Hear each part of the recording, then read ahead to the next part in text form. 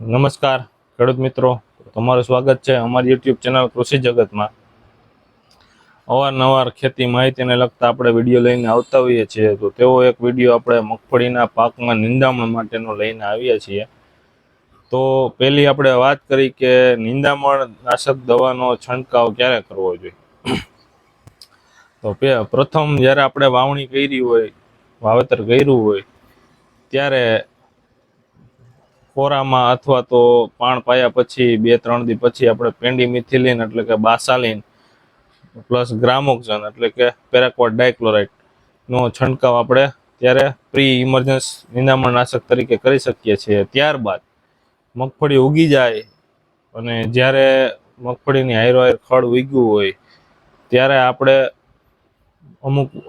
વાતો કરતા હોય કે અમે તો 10 દીએ મારી, અમે 20 દીએ મારી।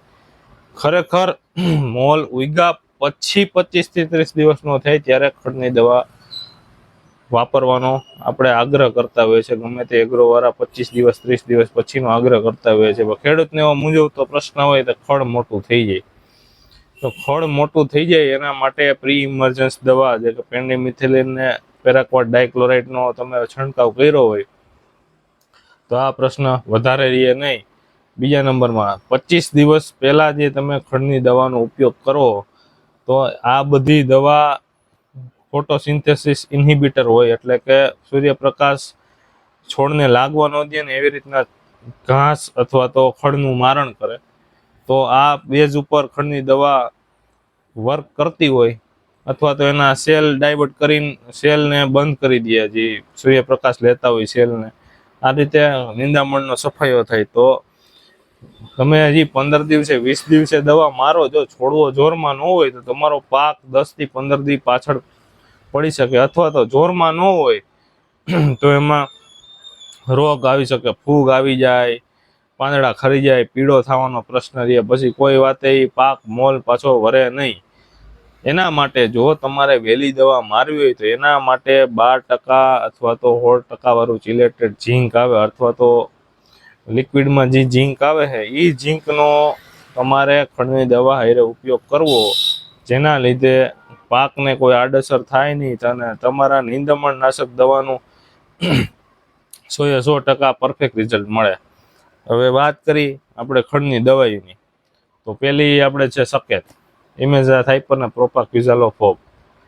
આ બે કોમ્બિનેશન એમી ફોર્મ્યુલેશનમાં છે, તો આ તમે 40 ml પર પંપ અથવા તો 800 ml પર એકરે ઉપયોગ તમે આનો કરી શકો, સકેત અદામા કંપનીનો।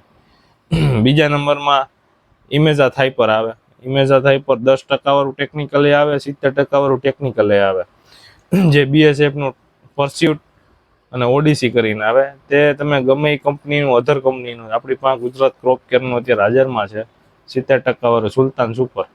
આનો ડોઝ છે 5 ગ્રામ પર પંપ, જેમાં સ્ટીકર અને ટેકનિકલ બે ભેગું આવે, બેને મિક્સ કરીને ડોઝ બનાવીને એનો છંટકાવ કરવો।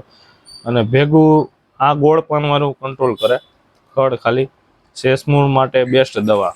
અને એના માટે તમારે પટ્ટી પાનવાળું કાર્યું ખાર્યું કૂતરું એવું બધું ખડ ઉગ્યું હોય તો એના માટે ટરગા સુપર 10%, એટલે કે ગમે સારી કંપનીનું ક્વિઝાલોફોપ ઇથાઇલ 10% ટેકનિકલ 25 ml 20 થી 25 ml તમે નાખીને ઉપયોગ કરો એટલે લાંબા પાનના ખડમાં બહુ વધારે રાહત મળે। તો આનો આ બે જોડીનો તમે સુલતાન સુપર કે ક્વિનો એટલે કે ઇમેઝાથાઇપર અને ક્વિઝાલોફોપ ઇથાઇલનો તમે બે મિક્સ કરીને ભેગો ઉપયોગ કરી શકો, એના બહુ બેસ્ટ રિઝલ્ટ મળશે। ત્રીજા નંબરની વાત કરીએ તો આપણે પ્રીમિક્સ, પટેલા અથવા તો આઈરિસ, સ્વાલ કંપનીનું પટેલા, યુપીએલનું આઈરિસ, આ બે એક જ કંપનીની દવા છે। તમે એમ કહેતા હોય મારા આઈરિસમાં રિઝલ્ટ આવે, પટેલામાં ન આવે, આ એક માન્યતા છે, બાકી આ દવા યુપીએલ લિમિટેડ એક જ બનાવે છે।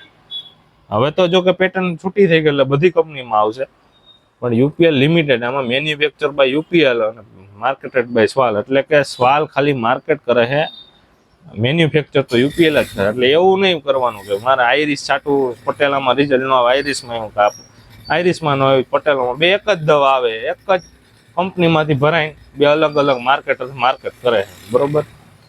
તો આવી દવાઈઓ તમે છાંટો, વહેલી છાંટો પાકની અવસ્થામાં તો ભેગું ચિલેટેડ ઝીંક નાખીને છંટકાવ કરવો, જેનાથી બેસ્ટમાં બેસ્ટ રિઝલ્ટ મળે, મોલને ઘા ન ખાય, બીજા નંબરમાં ગ્રીનરી જળવાઈ રહે.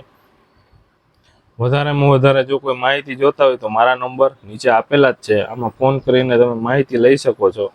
બરોબર, અવારનવાર આવા વિડીયો જોવા માટે અમારી ચેનલ કૃષિ જગતને લાઈક, સબસ્ક્રાઈબ કરજો અને વધારેમાં વધારે ખેડૂતો સુધી આ વિડીયો શેર કરજો. આભાર.